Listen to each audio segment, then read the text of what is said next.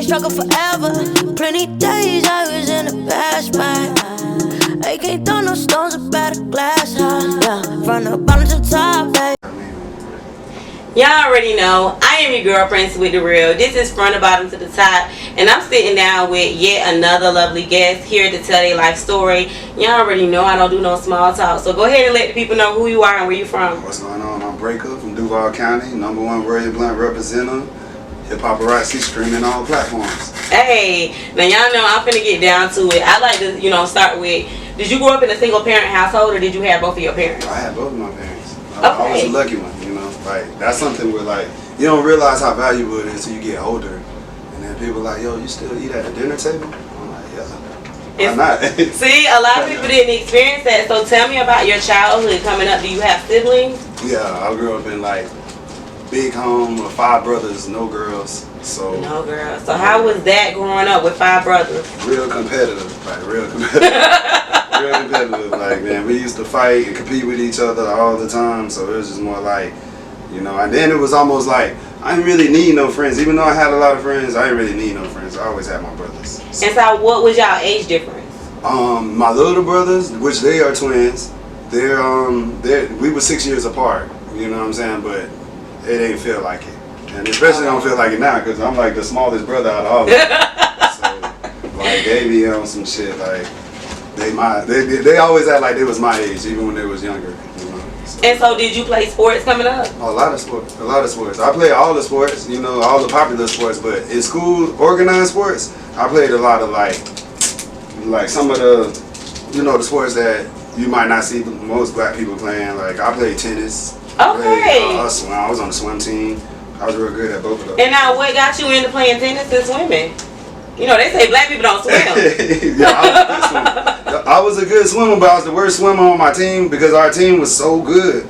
But that wasn't saying nothing. Like, that just meant I came in 3rd place to the rest of the team. And now that was in Duval? No, I was in Jacksonville. Yeah, okay. I went to a college prep school. So, our they call them prep sports, like golf and tennis. Like, them shits was turned up to the max. And then our football team and basketball team was sorry. Now, did you ever go through anything, being a swimmer and playing tennis, like from the black people, feeling away? Yeah, of course, all the time. Well, I mean, in a good way and a bad way. You get the people who feel like, oh, damn, that's a whack sport. But then you change their mind and be like, oh, damn, it's kind of dope that you out here, tearing up on the whiteboard. Like, in tennis, like, they expected us to just be sorry. I was on an all-black tennis team, but we had one of the best instructors ever. And I remember as a kid, he just used to teach us fundamentals. We didn't even know how to keep score or anything. Oh, wow. Just like, what's the show with Will Smith about the Williams sisters? Oh, yeah, I forgot what it's called. I forgot the name of the movie. Yeah. But it's a dope movie because it brought me back to feeling like, damn, I remember how that was. Like, we would go to tennis meets and we would beat everybody ass, and they would be so mad. It was dope. It was a dope experience. So you enjoyed playing sports. What other things were you doing as a kid? It seemed like you played a lot of sports. So what other time did you have to do other stuff? I mean, there was a lot of time. As a kid, I was just always artsy and creative. I just remember, always drawing. I was, before my little brother came along, I was just, only child type. My other 2 older brothers, my other 3 older brothers from different fathers. Or different mothers, different mothers. They didn't stay with us, so I was kind of like an only child until my little brothers came along. And I used to just sit in the room and draw all the time. Even when I was a baby, I was just drawing the wall. My dad used to beat my ass. So. Now, what kind of drawings did you draw? Everything. I used to just see stuff and try and create it. Oh, wow, okay. I used to draw people, draw football players, comics, cartoons, everything. And are you still doing that to this day? Well, in a different kind of way, it mutated into graphic design. I went from drawing on paper to drawing on the computer. So now I'm creating flyers, working at magazines, designing different promotional things. Yeah. So growing up, being that you played these different sports, you were into drawing, how was your dynamic with your parents? Dope. I had some strict parents. We grew up in the church. I grew up in the church. I went to private school all the way up into middle school. So I grew up in the church, and a lot of my activities were surrounded by church. So even the sports that I played was at the church. The activities that I went to was at the church. So going to a private school, did you feel like you was affected, like when it came to, you know, hanging out with your peoples, you know? Well, okay, so I'm glad you asked that, because I went to private school, and it was a church private school, but my private school was in the hood, you know? So it was still like, you know, everybody at my private school was in the hood. My church was in the hood. So it was still the same. It wasn't like Fresh Prince private school. We wasn't sheltered. Okay, We was still in the hood. Like, it wasn't like everybody was rich. We was just, you know, rich with faith, you know? And now, so was you a party person? As a kid, nah. But I would be like, I was always cool with the in crowd. Like, might not have been a party person, but I always could just be at the table with the cool kids freestyling and shit. But then I never like looked down on the misfits, because I always felt like a misfit. Oh, see, we got to get into it. So I done been down before. I had to get up and get it together. Knew one day it would be better. No, I can't struggle forever. Plenty days I was in a bad spot.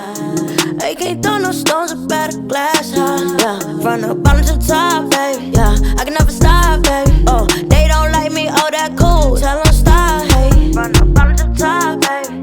Bottom to the top, baby. Oh, they don't like me, oh, that cool. Tell them stop. I show you what hustle is.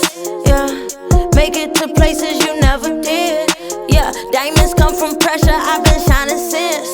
Oh, I had to pick up the pieces, I couldn't settle with decent. I'm bringing sand to the beaches, I went through hell for a reason. I done been down before, I had to get up and get it together. So why did you feel like a misfit?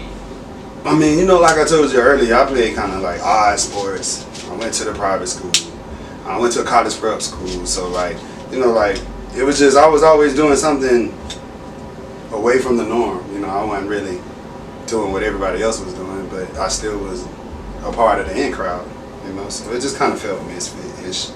Misfit-ish, but you was still hanging with the in crowd. I was still cool. I was the cool dude. So this is going through elementary, middle school. Now in high school, how were things for you in high school?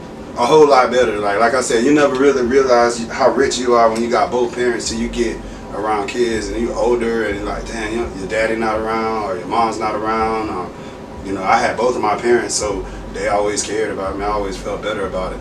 And then like I said, I went to a college prep school, so but I was in the hood, so the kind of trouble that I used to want to get into, they wouldn't let me get into it. They'd be like, nah, look, you finna be the one to get out of here. Like, you don't gotta do this, you know. So you got both of your parents, you know.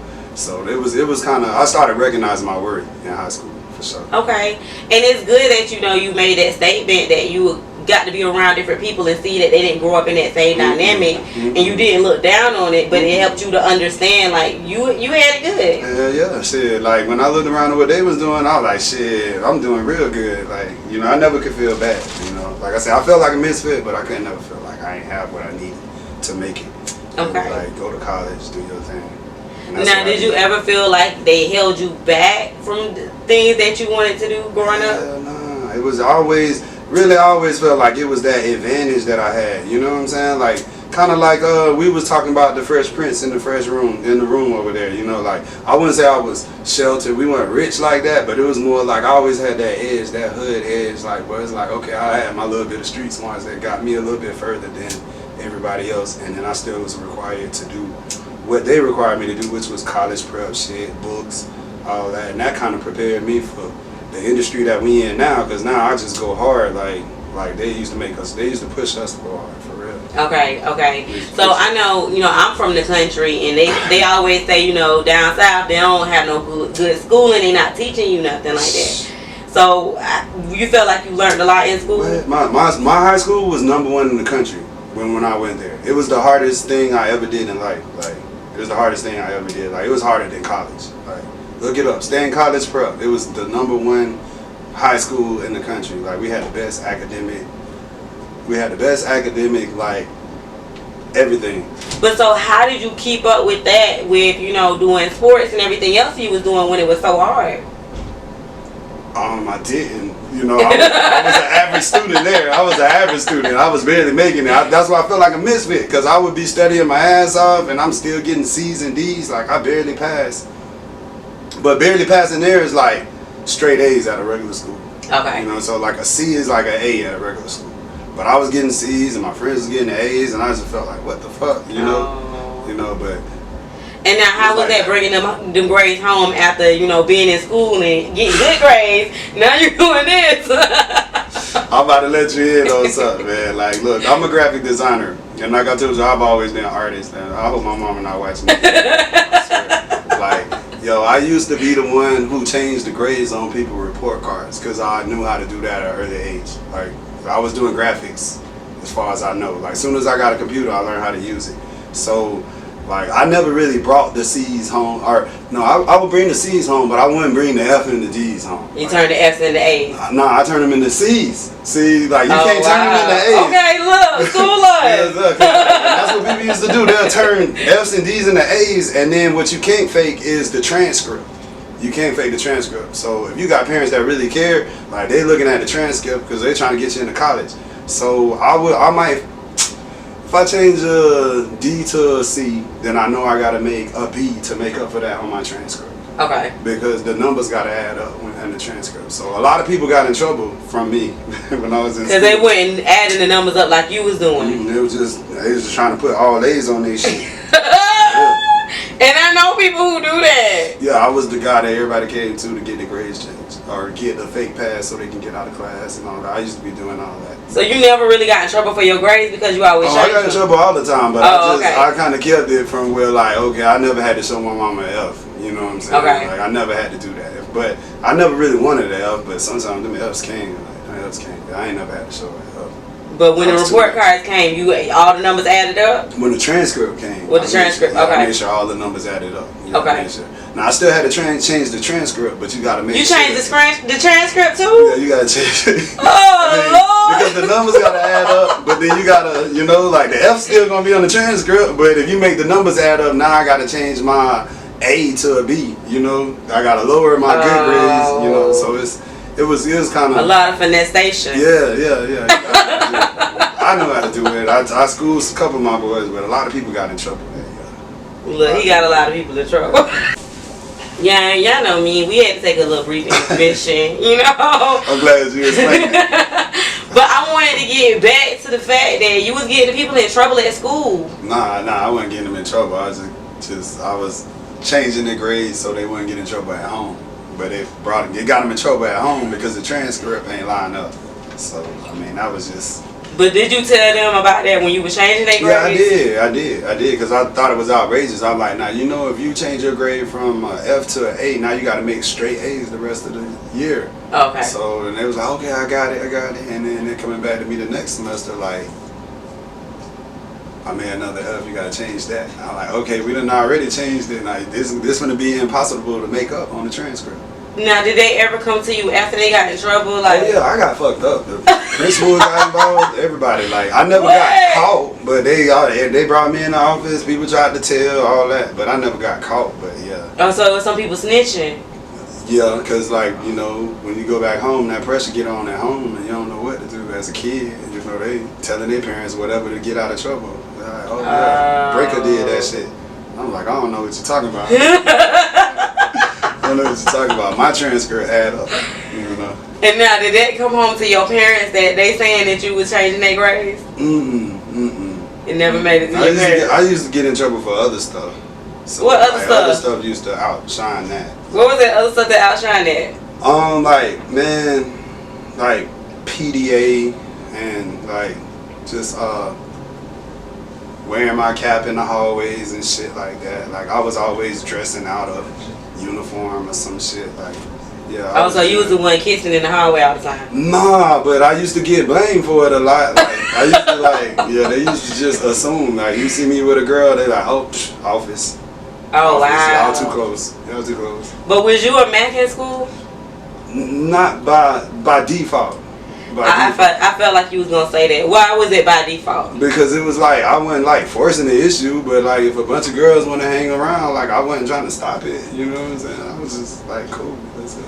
Okay, cause like I just get that vibe from you that like you know you a slick talker. Nah, not slick. That's that New York shit. Nah, I'm not a slick talker. I just tell the truth.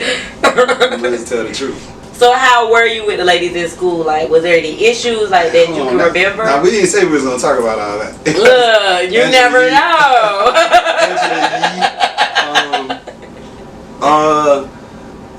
Yeah. Damn, I don't know how I want to answer this. This might get me in trouble all kind of ways. I mean, yeah, you gotta answer it the best way possible. I'm gonna just say, shoot, you can hear it in my music. You know, I talk about girls a lot. Like, when my niggas be on, they be laughing at me all the time because I be the one who would make the track for the girls. You know, they call me LL Cool J and shit. But I just talk about my life, you know what I'm saying? And I be going through a lot of different relationship shit. You know what I'm saying? Like, I be relating to niggas like Drake. Like, I done had some bad ones and had to let them go just because I wasn't ready, you know? So, I just done been through a lot, for real. Okay. Is there one story that you willing to share that you went through with a female that you'll never forget? That I never forget? Like, good or bad? Good or bad? Damn. Let's come back to that one.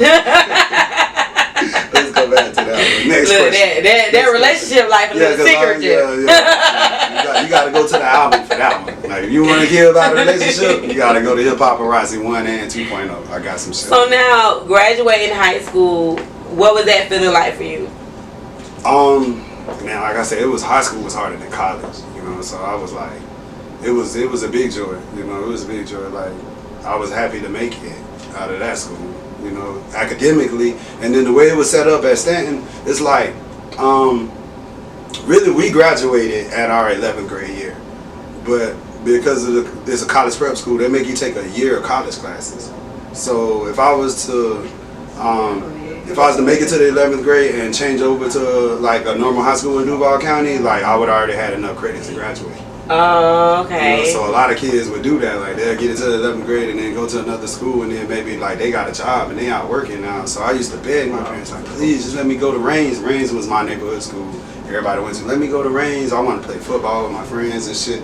And it was like, nah, you finna graduate from here. So graduating from there, like, it helped me out a big time. Like, it helped me out a lot because it like prepared me for college, and it made college feel like kindergarten. You know? Oh wow. Yeah. Now, where did you go to college at? I went to FAMU. So, okay. And you, Tallahassee, Florida, HBCU. Okay. HBCUs all day long, for real. Now, what did you major in? Graphics design. Graphic design. So since a young one, that's what you wanted to do. That's what I did. That's exactly what I did. I mean, and I didn't really want to go there at first, but when I went there, I visited and I seen their graphics program, and it was just like a diamond in the rough. Like, it wasn't really like that many kids in it. Nobody really thought that much of it. But I just had in my mind, I'm like, yo, I want to be an artist. I want to be a rapper. If I learn how to do this gonna help me further my career, and it did. Oh wow. Okay, so you now in college. Let's talk about them college days. What was you getting into in college? Nah, in college, like, man, it was like the inverse of high school. Like, I wasn't changing grades. I was making them, bitch. I was the straight A's. I was winning like contests.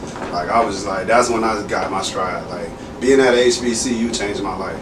Real. Oh wow. Yeah, like, you know, because I told you I went to private school, I went to college prep school, so I was just used to not being around too many black people, you know, being maybe like one of the only 2 black people in the classroom, to being everybody in the classroom black, everybody like focused, you know what I'm saying, everybody trying to do something with their life. So it's just like pushed me in a different kind of way. It always made me feel like when I was at the college prep school, I just kept feeling like I can't do it, you know, like, dang, because they got the advantage on me. They got the tutors, they got the nice house, they not walking to school, they riding in a nice car. When I got to FAMU, I seen more people like me, like, yo, nigga, you better get your ass up. You know what I'm saying? Like, this money ain't coming to you, you got to go get it. So I was like, you're right, you know. Now, first starting at the school, though, after the dynamic that you came from, how was that? Was it like a culture shock? Because like I said, I was still in the neighborhood, you know what I'm saying? Even though I went to college prep school, it was still in my neighborhood. So, like, the white kids used to get bused from the burbs to come to high school, which is weird. Like, the college prep, the best school in the world was in my hood. I could walk home. So I was one of the only ones walking home. Like, it was me and one other dude. We used to walk home after the football practice. And everybody else, everybody else had to catch 1 and 2 and 3 buses to get home. Like, for real. Wow, okay. So now going to an all-black school, you know, which is completely different than what you came from. Like I was at home. Like, I wasn't even getting in trouble no more. It was cool for me to wear the Jordans. Okay. You know what I'm saying? Like, I could wear the Jordans I wanted to wear. I could have my hat on backwards. I could have on braids. And nobody fucked with me. You know what I'm saying? Like, do you feel like your swag changed a little bit when you got into college? It kind of, like, I got more confident, you know what I'm saying? Because like I said, I was doing the same thing at the other school, but then I would get depicted as like the troublemaker, the person who keep going against the grain. But when I got to FAMU, it was regular. Like, you walk out on the set, that shit like a fashion show. Everybody fresh to death. You know what I'm saying? So it kind of like, just kind of gave my confidence, like, okay, I am doing something right. When as before, it's like, oh, that's wrong. You doing something wrong. You drawing too much attention to yourself. Like, I ain't like that. Now, was you ever one of those people that said, you know, I wish I could go back and tell that person who told me that then that was wrong. They be seeing me. They be seeing me. I don't even have to wonder. Like, they be seeing me. They be on my social media. They be at spots. Like, I be bumping into people at the weirdest spots. Like, you know what I'm saying? I be chilling with the people who they look up to, or, you know, I'm working at parties and shit that they trying to get into, and they, oh, well, you can get me in. I'm like, I still do it. I'm that real. You still look out. Yeah, because I want you to see it. I want you to feel it, for real. Yeah. And I know that had to be motivation for you to keep going. It still is. Them people know who they are. They still be out here down. Like, they'll downplay it. They'll be like, oh, yeah, he doing this little thing, you know. You know when they put that little in it. Yeah, when they put that little in it, that's the hey. He doing this little thing. Okay. I'm like, I'm glad you said that. I'm finna go back to Atlanta and turn up some more. Go even harder. Yeah, that's what pushed me. And see, that's what a lot of people don't realize is that hate be that motivation. Yeah, it do. It could go both ways now. Cause like I told you, when I was in high school, it used to just like bring my confidence down. Like damn, like you're doing it one way and they want you to do it another way. It's not really wrong to you. Where you come from, this is how everybody do it. And then you come somewhere where they making it seem like you doing, like back then having braids was like a sin. Like it was just like, damn, like what the fuck. Everybody on my body, niggas got dreads, niggas don't even comb their shit. They just go to school, and I gotta come here and the teacher tripping on me. Okay. And then I know that for you going to school and having to deal with that, doing that on your block and in your neighborhood, it was cool. Exactly. Like, I'm not complaining though, like I said, other people had the way worse. You know, so. But look, your story is your story. my story, you know. Yeah, we're gonna take a little break. We're gonna be right back. I done been down before. I had to get up and get it together. Knew one day it would be better. No, I can't struggle forever. Plenty days I was in a bad spot. I can't throw no stones up at a glass house. Yeah, from the bottom to the top, baby. Yeah, I can never stop, baby. Oh, they don't like me, oh, that cool. Tell them stop, hey. From the bottom to the top, baby. Bottom to the top, baby. Oh, they don't like me, oh, that cool. Tell them stop. I show you what hustle is. Yeah. Make it to places you never did. Yeah, diamonds come from pressure, I've been shining since. Oh, I had to pick up the pieces, I couldn't settle with decent. I'm bringing sand to the beaches, I went through hell for a reason. I done been down before, I had to get up and get it together. Knew one day it would be better. No, I can't struggle forever. Plenty days I was in a bad spot.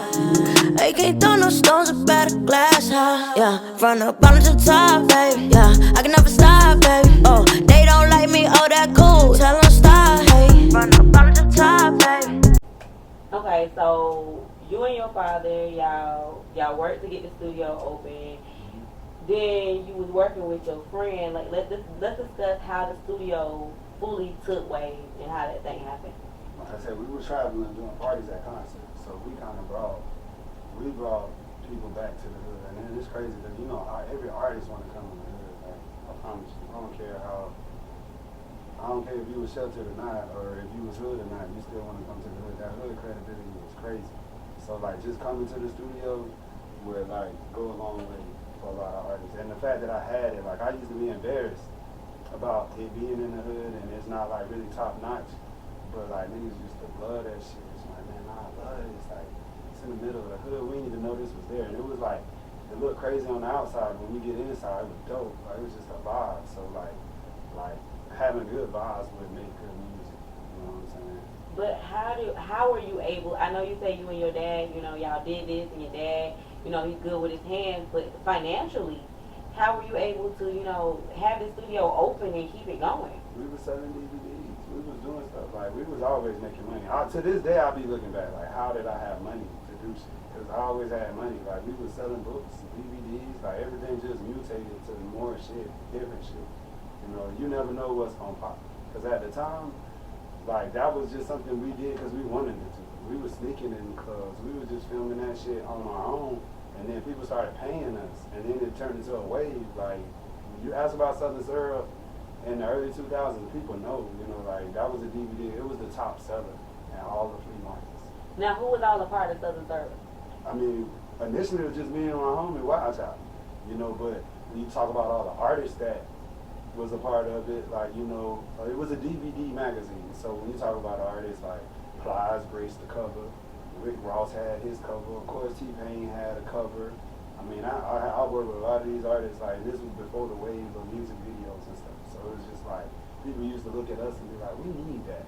And I really believe, like later on, niggas was like, yo, I'm gonna get me a cameraman like them. And have them with me all the time. Because that's what we used to do, follow artists around. One of the first artists that ever embraced me was like Phil Mom. I definitely want to give them a shout out because I was fresh out of college and it was like, you know, I went on tour with them, they used to let me travel with them, and then I became their go-to guy for like everything. Now, how did that relationship form? I met them at a concert. I met them at a concert. My boy Smoke was like, he was like, man, we gonna be in Daytona. I think they did a concert in Tallahassee and I was there. And like I said, we was at all the parties. So he saw me filming and he seen the footage and I used to be that type of person. I'd show it to you. YouTube was new to everybody. I would put it on YouTube. It was very new. Like nobody had YouTube. Niggas ain't even have phones that could look at YouTube. You had to have a computer. That's what it was. So if you didn't have no computer, and a computer with internet. So I would show them their shit and I'd be like, yo, I got 1 million views. You know what I'm saying? They're like, damn, how you did that? So, you know, he saw that and he was like, you gonna go to me with, y'all come to Daytona. And I was like, okay, that's right by the crib. I don't think they thought I was really gonna come. And I came and it just kept going from them asking me to being like expecting me, you know, like they was like, hey, you gonna be in Miami? And I was like, oh, you didn't tell me that. But you was pulling up every time. Every time. So this was Phil Mob, like they was heroes to me in my hood. You know, we started out, man, if you ever been broke, put your hands up. You know, that was the real shit back and then. now, so with working with them, you know, how was the hood, you know, responding to that? Turned up. I was bringing celebrities to the hood. Like niggas was turned up. Like, yo, this nigga really brought Phil Mob. My friends, everybody was surprised. Like they was surprised that not only did I really fuck with them, because niggas used to be capping so much that, like, if you was to come around me when I was kicking it with Phil Mob, like, they used to express to me, like, yo, they really fuck with you. Like, if I wouldn't be around, and they'd be like, yo, where Breaka at? Where Breaka at? And like asking for me, and that's just to blow my niggas. Like, and them niggas was checking for you. Like, when you wasn't around, you was supposed to be somewhere, you know. They really knew your work. Yeah, like, they showed me, you know, and they showed me a lot in the game, too. Like, they showed me a lot. So I always was trying to get them credit. Shout out Shine J and Smoke, for real. And from there, I know it was elevation. Yeah, yeah. That's why I always start with them, because, like, if I don't do that, it ain't right. Because other artists, like I said, I want to be like Rick Ross, and other people used to see that and be like, man, that's what we need. We need a cameraman that's going to be with us all the time. And I was more than a cameraman, like, shit, for them. I knew where the weed man was at. All the girls used to come around. It was just the whole vibe. You can come to the studio. Like, I was putting together show CDs. If the DJ ain't come on time, I would be the DJ. I'd go up there and fucking turn on their music for them. Shit, I was waiting for the time where they was going to let me be the hype man. Because I was You were ready to turn off. Yeah, every time that almost happened, somebody kind of stepped up to the plate for that one. Okay. So now working with them and transitioning, talk about, you know, that next year of, you know, working at the studio and stuff. I know you said it burnt down 3 years ago, but let's talk about that transition until that happened and tell me what happened it caused the burning. Nah, shit, to this day, I don't even know. Shit, it's in the hood, so anything can happen. Somebody know. I don't know. Oh, wow. It just happened, though. And, you know, like, shit. On the outside looking in, we'd be turned up. So I don't even know if it was on purpose or not, you know. But, like, everybody in my hood fuck with me, so I don't even really think that. I really, if you want to ask me, I just think it was just, you know, some clubbers in that bitch trying to get high and fucking around and drop the fucking shit on the floor and the shit burned up. But people used to be, like, outside the building, around the building, like, you know, just hanging out. Like, I used to really have to wake up in the morning and kick bums and, you know, drug addicts on around. Yeah, it's that kind of weird. So when it happened, though, when it burnt down, you know, did you get any money in that, or was it a total loss for you? It's like, people say, like, oh man, like, you get money, but it's never nothing that can replace what you had.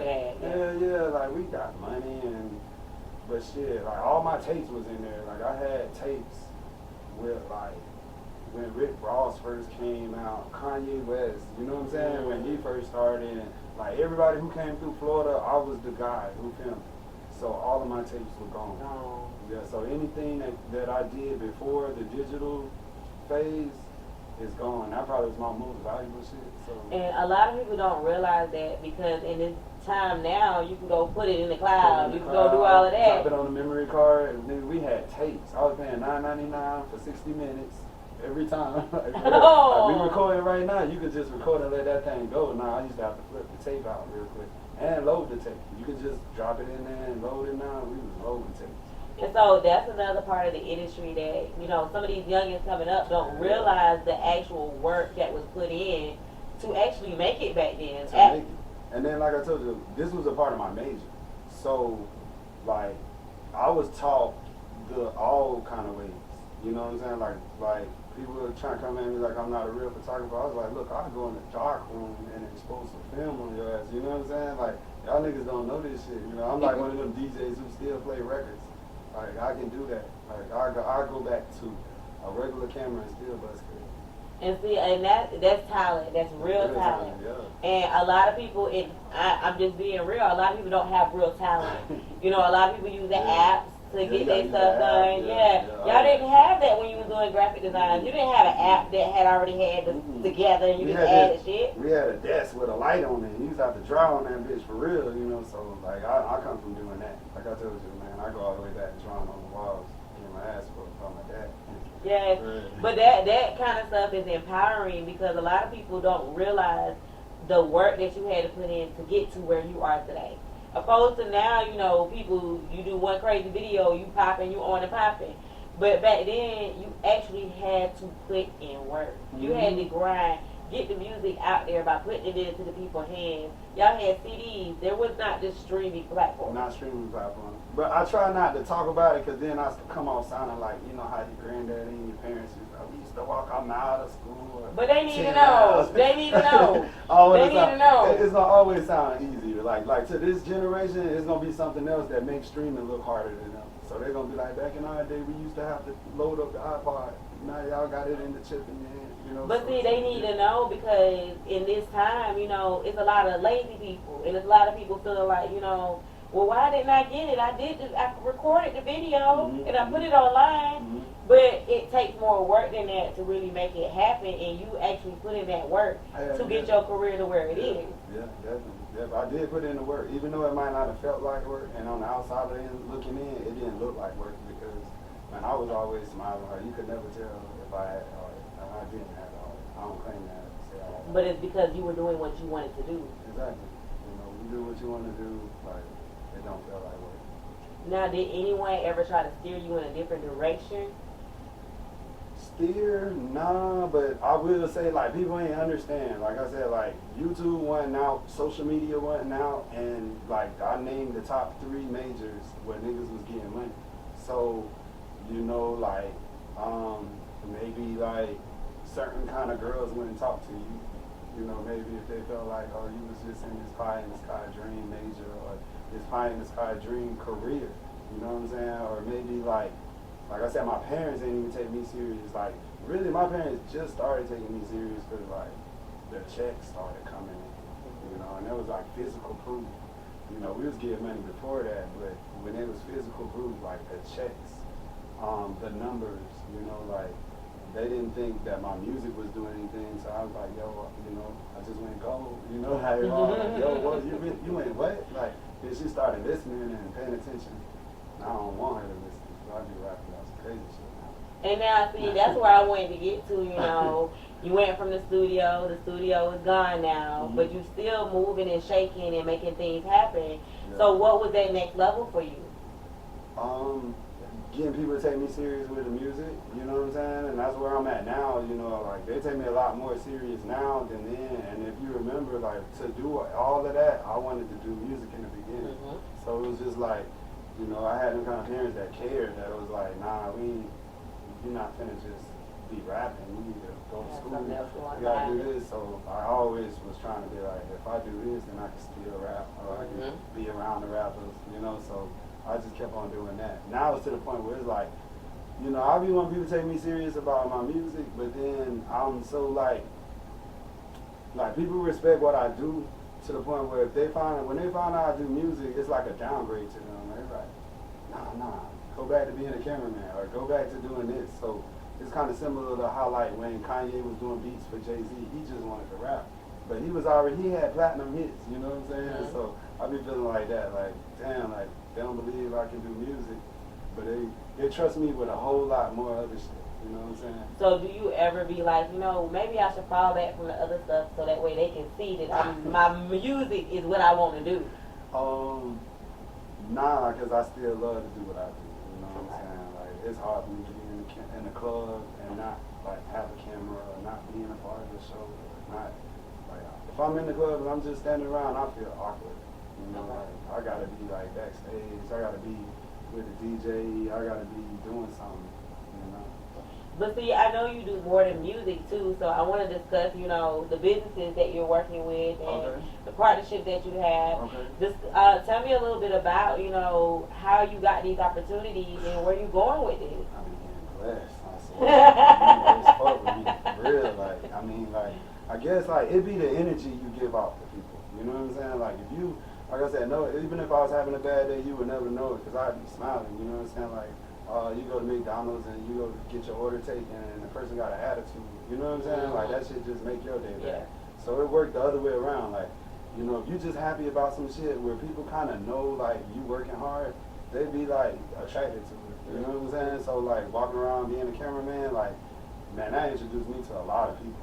And they used to feel the energy and just stop me and be like, "Oh, what do you do? You know, who are you? You know, like, and everybody would know me, so it wasn't like, you know, I wasn't supposed to be there. Like, I mean, like, when I say everybody, I don't mean like celebrities. I mean like people like you. You know what I'm saying? I came to your event. Everybody go to you. The artist coming to you. DJ Envy came to you. But when you coming to me, like, hey, I need you to meet Jamar. He's that guy. Like that made all them people be like taking me serious. Yeah, so, like, who is he? That she keep walking over here. That always came up. So this happened with Royal Blunts, to be exact. Royal Blunts is the main company that I'm working with right now, and one of the marketing reps was at a concert, and he was just like, "Yo, who are you?" And then he asked me, and I'm like, "Yo, I do camera work. I go to all the parties, this, that, and the other, whatever I was doing at the time, which was the Southern Syrup." DVD still was hot, so I gave him a DVD, and he seen it. So he was like, "Yo, I gotta do a job in Gainesville, and I don't know my way around." He's from California. Roy Blunts is based out of California. This is a black-owned blunt company based out of California. He said he needed to go to Gainesville. I was like, "Yeah, I just did a party there. I know my way around." So he was like, "I'll pay you to take me, and I'll pay you to work with me." And I was like, "Oh, I was just gonna do it for free."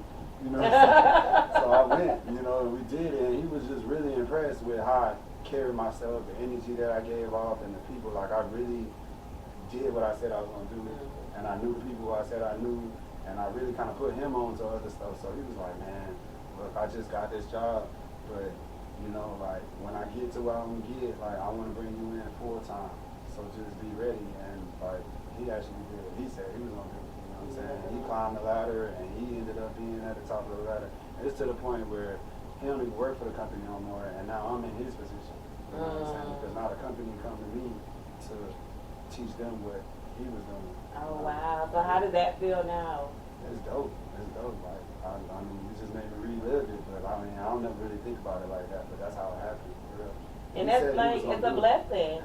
Yeah, it's a whole blessing. Yeah, I almost saved my life in certain situations. Like you said, my studio burned down. You know what I'm saying? I was like, niggas ain't know I was sad. You know what I'm saying? I was like, I lost it. Oh hell yeah, like. And then I ran into him. That shit changed my life. Gave me something else to like feel good about, you know. And then I just started up the catalog again. So now I feel like them tapes never existed because I got just as much catalog. Yeah, I did it all over again. And in a short amount of time, then you had to do it before. Yeah, short amount of time. And it felt easier because, like I said, we went loan tapes, and I had people actually backing me. You know what I'm saying? I went from sneaking in the club to like, yo, this company actually making sure that I get into where I get. So like my job was to tell them places that I was trying to get into. You know what I'm saying? I'm like, yo, the Super Bowl be popping. We gotta be here, here, and here. And they're like, all right, just get the paperwork done. And that's easy. So you basically just go everywhere you want to go. Everywhere. And just promote the business everywhere you going. And then the better it is. Shots out, you know, we. For your blends, man.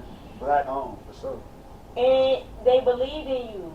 And that's important. Yeah. They took that and you put in, you showed you what you was worth. Yeah, yeah. So that's a lot of things that people don't believe in. They didn't have to believe. Yeah. They saw it. You Yeah. know, they saw it. Like, I never really told them, hey, this might happen. I was like, yo, this is, you know, this is the Orlando Classic. It's 10,000 people. This is the Super Bowl. This is Miami. You know, they didn't know about that in LA. They do what they do, but, you know, I brought the East Coast to Orlando. And a lot of people don't realize that. Just the statement of, you know, you showing them, you connecting with them, you telling them this, you know, that is another part of making it in the business. Yeah, yeah. We said that in the beginning. We're like, hey, be valuable to somebody. Yes. Like, Yes. Gems, man. Pay attention, man. It's so important to show your worth so that way you can get paid what you worth. Yeah, yeah. You can demand it. You can demand it. And now you working with them, and you know you go into all of the places you like to go. You still working on your music. You still doing your graphic designs. What's next for you? The music, that's where we at right now. You know what I'm saying? The music is hot. Like, I'm actually getting a chance. Like, people are finally taking it serious. Like, people looking at me like an artist because I'm like, you know, I got staff with me now. You know what I'm saying? Sometimes I have a staff of 4 to 6 people that roll with me. So now I got time to like, oh, I'm finna go talk to the DJ. I'm finna go get our music played. And then shout out to the, you know, everybody who worked with me. I got the Blues Brothers, J100, C Money. A lot of people is behind the scenes working. We all wear different helmets. Like, we all can do different things. Like, we all, like, I'm the cameraman. I got people who do beats. But we all come together and we get it done for this company. You know what I'm saying? Teamwork make the dream work. And everybody can't find a good team. Like, that's why I asked, you know, are you still in contact with those same people? Are you still running with those same people? Because a lot of people deal with, you know, the hate coming up. And now it's like, I'm doing everything on the team. You're not doing that, but you want the money. You know, so in your team dynamics, have y'all ever had any fallouts like that? I mean, not like that. You know, our fallouts be different. You know? Like normal shit? Not normal shit. It'd be Okay, more like, talk about it. it'd be more like, you know, we fall out about the kind of work we doing, you know what I'm saying? Like, what we doing, who want to do what, when, where, you know what I'm saying? Like, some of the girls be kind of like starstruck, you know, or some of them want to be over here, like some of them don't want to be here, you know. So, like I said, we come from doing it the hard way, so everything seems easy to us, but then you get to like millennials and shit, they be like, man, I'm just gonna post this shit. I'm like, no, we gotta go out there. We gotta hand these shits out to people, and they be like, huh? I don't know. And then that's when the falling out comes, because it's like, because everybody don't want to work the same way. Yeah, it ain't the same kind of work. And it's different when you're working with people who didn't come up in the same generation that you came up in. I just ain't seen the shit that the same stuff, Yeah, because it's like, to me it's easy, but then to them it's like, I ain't never had to talk to nobody that I don't know, you know. And honestly, that kind of stuff make it hard for you, because now it's like, I got to counsel you and coach you when this shit easy. Yeah, sometimes. I mean, sometimes. I don't, like I said, I never look at it like hard, you know. I set every challenge like it's a prize. So I'll be working it like a Rubik's Cube. Like, I'll be like, oh, okay, I just got to show them this, or I just got to implement this, or, you know, the main thing is making sure that money on time. When that money on time, everybody fall in line. Yeah, that's, of course. So, but that's hard. Money don't be on time. So what be happening with the money now? I mean, it just don't be on time. And the industry shady. You know, niggas will like, nigga might book me, and then the party flop. Then, like, you know, and then I gotta understand their side, because then they got 100 people on staff too that they gotta pay, and they telling everybody the same thing they telling me. But now I gotta tell my little 6 people compared to their 100, but my 6 people don't understand neither. They just took off their jobs, they just left their family, and they, you know, believed in me to come out of town and do it. So there'd be a lot of different things going on. And like I said, I don't complain. Like I say, every challenge like it's a surprise, you know. But in that regard, when it comes to, you know, getting booked and not being able to make the money, you know, how does that affect you? Because I know it's your time, all of that. Like, even though you try to stay positive about it, you try not to look at it negatively, but I know it affects you in a way that it makes you change your business model to where, you know, deposits. Like, how does that affect you? It make you always be prepared. I will say that, you know what I'm saying? It made me be to the point where, like, you know, that's the hardest part of my day, being prepared. prepared, you know what I'm saying? Making sure you're on time, making sure you're early. Like, we be the first people there and the last people to leave. Like, when you like that, you really can't lose. Because then you get time to iron out all the problems. Yeah. You know what I'm saying? Like, so we get there early, we can kind of gauge whether it's going to be some bullshit or not. And if it's some bullshit, then we on to the next thing real quick. So, you know, through everything that you've been through in life, the ups, the downs, the struggles, the strengths, the pains, the gains, everything that kept you going in your lane, if you had to talk to the people, you know, and give people advice, leave them with one thing, what would you leave them with? Do not fucking give up. Like, that's the one thing that people used to keep telling me, and like, you think it's simple, like, until you go through it. Like, you think it's simple, like, don't give up. But then, like, not giving up is hard. Like I don't want to I be wanting to give up every day. But then when you don't give up, you like, damn, what if I gave up? I would miss this whole blessing. Like, all the blessings I told you about, they happened when I probably was at my worst. Like literally, like, I done had, like, my studio burned down, niggas break into my shit, you know what I'm saying? Like, everything that happened. And it's in a way that I would want to quit. I wouldn't say everything that happened like where I had it worse than everybody else. But I done had enough shit happen to me to the point where I was like, man, I shouldn't even. I had parents who was like, yo, you got a degree. You don't got to be out here with these uneducated motherfuckers. Like, they uneducated. That's why they acting like that. So, to make it all through all that, don't give up. Because, like, it come right when you at your lowest point. It come when you worse than your lowest point. You need to be really down bad, and then that shit gonna hit. Right then, I promise you. Yeah, I want you to be able to let the people know how y'all can stay in touch with him and everything that he got going on, because it was a lot of gems dropped today. And if y'all want to continue to see his journey, go ahead and let them know all the platforms you own. Okay, so you can catch me on IG. That's Breaka Tenfold, BREAKA 104, and then all of my social media platforms is that same thing. You can also catch all my music on all streaming platforms. That's Breaka, BREAKA. And then I got a lot of projects out there. The main one, Hip Hop Rossi. We did a project called The Session. And then I'm also in a group called The Blues Brothers. That's BLUZ, Brothers with a Z. We got a project out called Smoke Shop. I didn't get a chance to talk about the Blues Brothers that much, but I really want to, kind of talk about how, like, with the Royal Blunts, we came together and formed a group. When I told you how, like, all of us do different things, we all do music. That's what we all kind of related on. And we started the group, Blues Brothers, because we was always wearing blue. That was our uniform shirt. That's taking off, So you can catch me on that, too, and you can catch all the people who work with us and kind of see, if you need their services, too, you'll see. Yeah, Blues Brothers. Y'all make sure y'all check him out. Y'all make sure y'all check out everything he got going on. Make sure y'all, cop your Royal Blend. It's all about, motivating and inspiring other people to keep going after their dreams. Mm-hmm. And even when people feel like, I don't have a story, people are not going to relate. You never know what people can relate to. And I know a lot of you have related today to Breaka's story. If y'all want to stay in contact with him, hit him up in his DM and say, I heard your story. This is what it did to me. This is what it did for me. This whole from the bottom to the top, as you see, we discussed the ups, the downs, the struggles, the strengths, the pains, the gains, and everything that keep you going in your lane. We started out. From the bottom to the top. I would never stop. I done been down before. I had to get up and get it together. Knew one day it would be better. No, I can't struggle forever. Plenty days I was in a bad spot. I can't throw no stones up at a glass house. Yeah, from the bottom to the top, baby. Yeah, I can never stop, baby. Oh, they don't like me, oh, that cool. Tell them stop, hey. From the bottom to the top, baby. Bottom to the top, baby. Oh, they don't like me, oh, that cool. Tell them stop. I show you what hustle is. Yeah, make it to places you never did. Yeah, diamonds come from pressure. I've been shining since. Oh, I had to pick up the pieces. I couldn't settle with decent. I'm bringing sand to the beaches. I went through hell for a reason.